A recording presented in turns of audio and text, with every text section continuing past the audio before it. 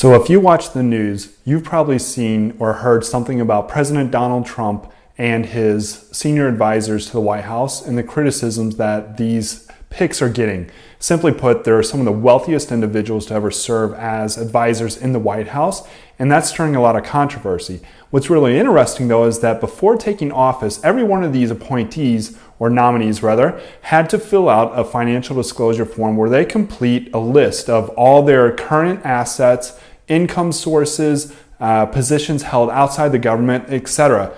And it's really interesting to see everything listed out for these individuals.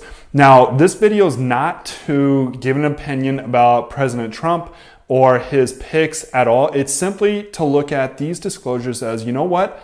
A group of really rich people just told us everything that they own in terms of assets, all their income sources, and all the jobs or positions they hold outside their government office. And that is something that we rarely get to see as normal people like you and I, to get basically an idea, a blueprint of what these people or have and how they become wealthy and how they're maintaining it. So let's dive right in. And what we're going to do here is we're going to look at three different Trump advisors: Steve Bannon, Secretary of State Rex Tillerson, and Secretary of Treasury Steve Mnuchin, and see what they have on their disclosure form. We're going to look for traditional investments, and we're also going to look for those non-traditional investments, which, as you know, we like to refer to as no boundary assets or investments here.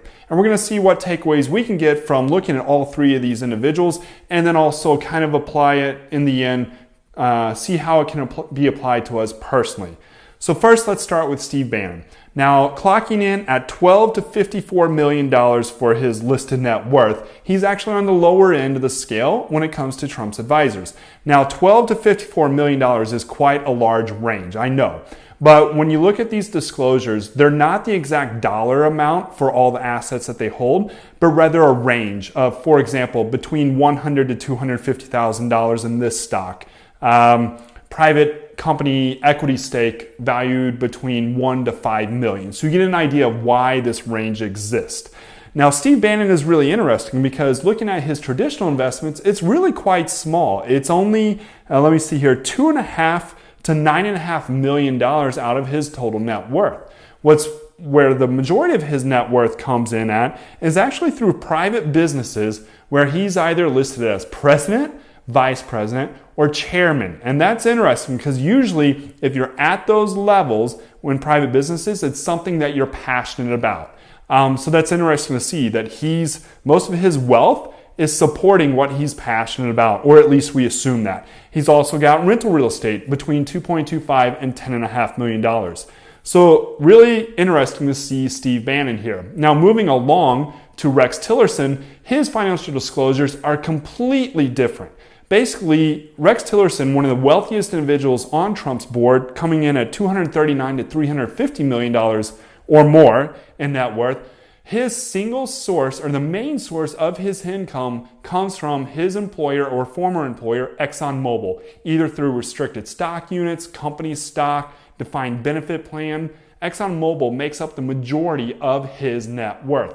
He does have a little bit of alternative investments, with a horse ranch that's valued at around $5 to $25 million, something small like that, right? And then he has a lot of stocks. I mean, going through his disclosures, it's 40 pages long of just disclosure of account, stocks that he owns, everything. So you get an idea there. Now, Steve Mnuchin, he's also very interesting, but for a different reason. I'll get to that in a second. One of the wealthier individuals on Trump's team at $154 to $351 million. Now, the majority of his wealth also comes from a former employer, Goldman Sachs. But what's interesting with him is that he has a lot of investment in artwork. Another thing is in entertainment companies. He has, I think it's listed as 23 upcoming films that he'll receive royalties from as part of an investment that he's made in an entertainment company.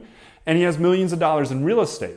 But what's really interesting to note about Steve Mnuchin is that he actually listed credit card debt on his financial disclosures, credit card debt just like you and I would have, of between $15,000 to $50,000 at an interest rate of 15.5%. So it's not even a super low interest rate. I thought that was interesting and a bit odd as well. So what can we take away from looking at all these three individuals here? Well, one is they have multiple sources of income through different positions held, and basically multiple sources of their assets or their investment income as well. They have a broad array of assets, stocks, real estate, artwork.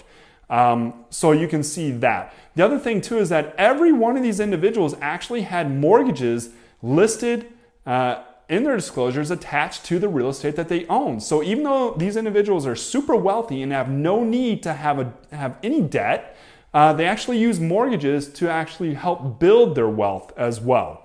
So that's pretty much the main takeaways from this. And you could also say that they were all very well employed. Steve Bannon, Steve Mnuchin at Goldman Sachs, Rex Tillerson, ExxonMobil. These are good jobs.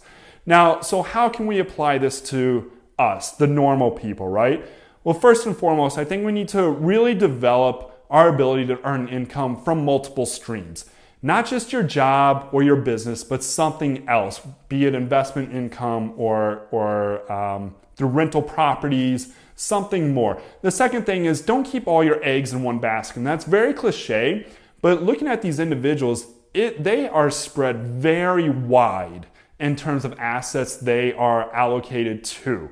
So consider that. And then the third and final thing here that I want to point out is don't fear debt. As I pointed out, every one of these individuals have outstanding mortgages on their real estate. And that's something that can really help you build wealth in the future as well if used properly.